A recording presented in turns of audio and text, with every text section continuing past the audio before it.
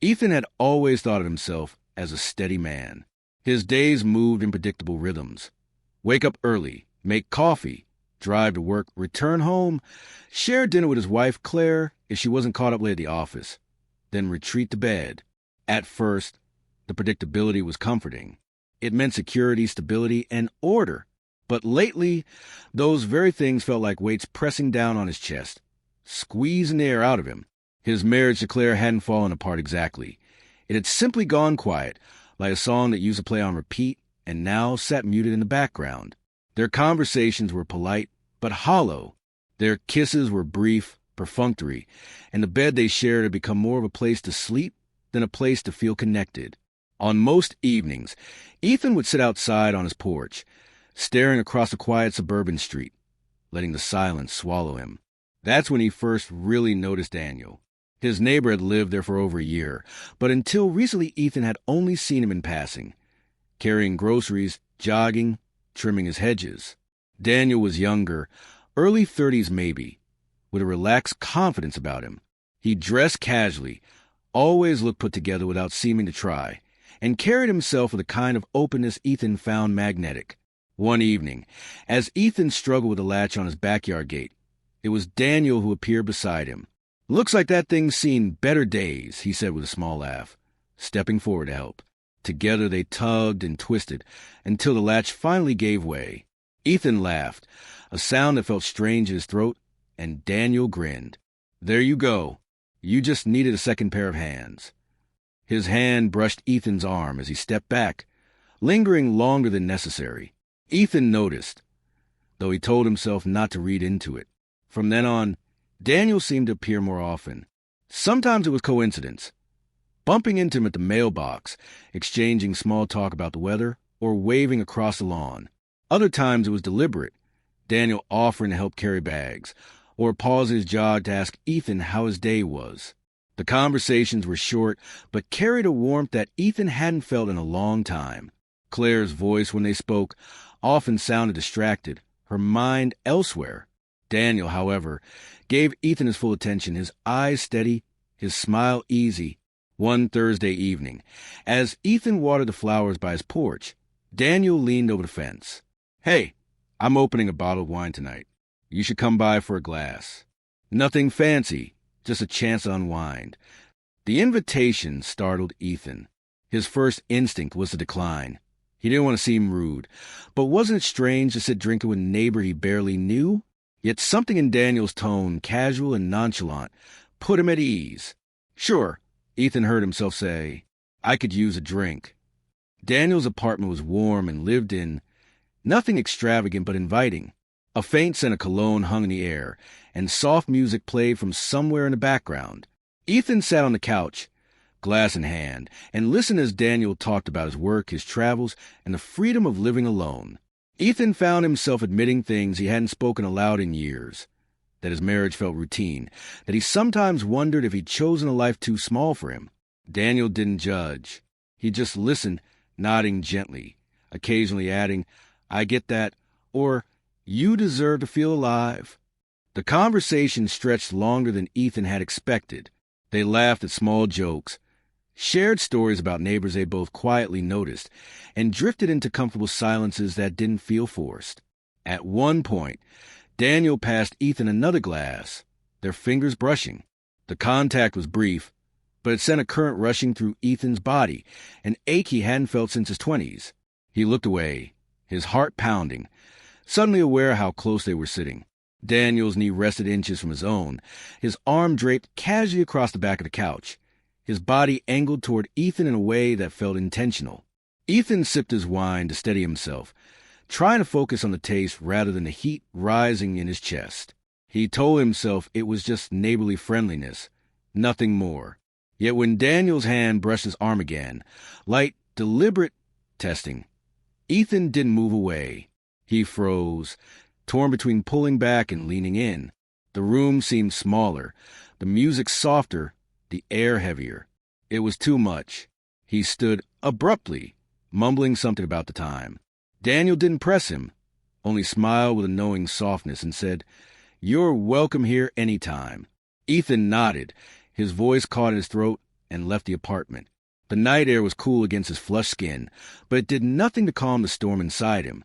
He slipped back into his own house quietly, careful not to wake Claire, who had already gone to bed, lying beside her in the dark. Ethan stared at the ceiling, his mind racing.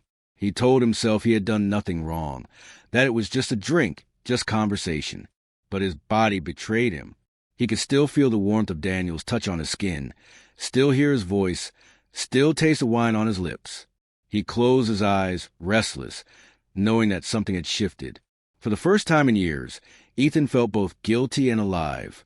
And though he tried to push the thought away, he already knew he'd be going back. The days after that night dragged on like weighted hours, each one filled with Ethan's restless thoughts. He tried to carry on as if nothing had happened. Morning coffee with Claire, the commute to work, the polite conversations with colleagues, but Daniel's presence lingered in his mind. Every glance across the street, every small sound of laughter drifting from Daniel's apartment, pulled at him like a magnet. He told himself to let it go, to push the feeling aside, but the truth was clear. Something inside him had been awakened, and it wasn't going back to sleep. One evening, as Ethan sat alone in his living room with the television murmuring in the background, his phone buzzed. It was a message from Daniel. "Come by tonight. No pressure, just company." Ethan stared at the screen, heart thudding. Claire was away again, this time on a work trip. The house was silent, cold in its emptiness. He typed and erased responses twice before setting the phone down. Minutes passed, maybe an hour, but the thought gnawed at him. Finally, he picked up the phone and typed a single word. "Okay?" The walk across the street felt heavier than it should have. Ethan's hands trembled slightly as he knocked, and when Daniel opened the door, the familiar warmth and faint scent of cologne greeted him. The apartment lights were dimmed, soft shadows flickering across the walls.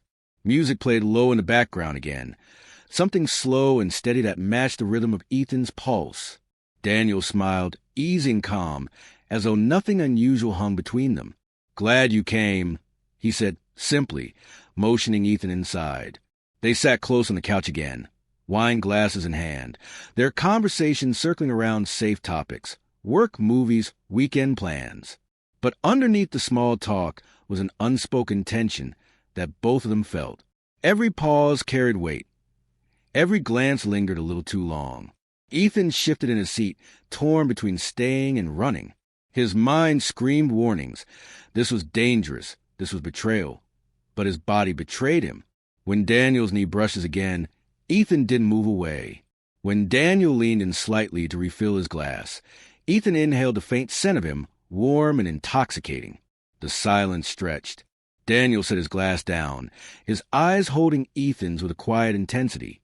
"You don't have to keep pretending you don't feel it," he said softly. The words struck Ethan like a blow. He opened his mouth, searching for denial, but none came. Instead, his breath caught, and the room felt suddenly smaller, as though the walls themselves were leaning closer. Daniel reached out, fingertips grazing Ethan's hand where it rested on his knee. The touch was tentative at first, patient, waiting for Ethan to pull away. But Ethan didn't. His pulse raced, heat flooding his body as Daniel's fingers slid over his. Their hands intertwined slowly, deliberately, a simple gesture that carried more power than Ethan could have imagined. His voice shook. I shouldn't." Daniel leaned closer, his voice low, steady. "Then don't say it. Just feel it." Before Ethan could respond, Daniel closed the space between them. Their lips met in a hesitant kiss, soft at first, testing. Ethan's body stiffened, his mind screaming with guilt, but the moment stretched, deepened, and he gave in. His lips parted, the kiss growing more urgent, his body responding with a hunger he hadn't felt in years. The wine glass slipped from his hand onto the carpet, forgotten. Daniel's arm wrapped around him, pulling him closer. Their bodies pressed together in a heat that blurred the edges of thought. Ethan's heart pounded as hands roamed, exploring, claiming. He couldn't stop, didn't want to stop. Every touch, every breath, every desperate kiss pulled him further from the man he thought he was, and deeper into the man he had secretly longed to be. Hours passed in a haze of passion. The room was filled with the sound of their breath, the rhythm of their bodies, the unrestrained urgency of years of suppressed desire crashing free. Ethan lost himself in Daniel's embrace, surrendering to fire that burned through his guilt and left only raw, undeniable pleasure.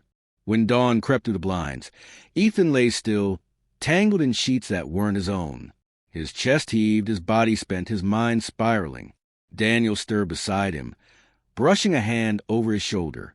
"You don't have to regret this," Daniel whispered. "It's just the truth of what you needed." Ethan swallowed hard, unable to answer. The guilt was already rising, heavy and suffocating. He slipped quietly out of bed, dressed in silence, and left without another word, crossing the street back to his house.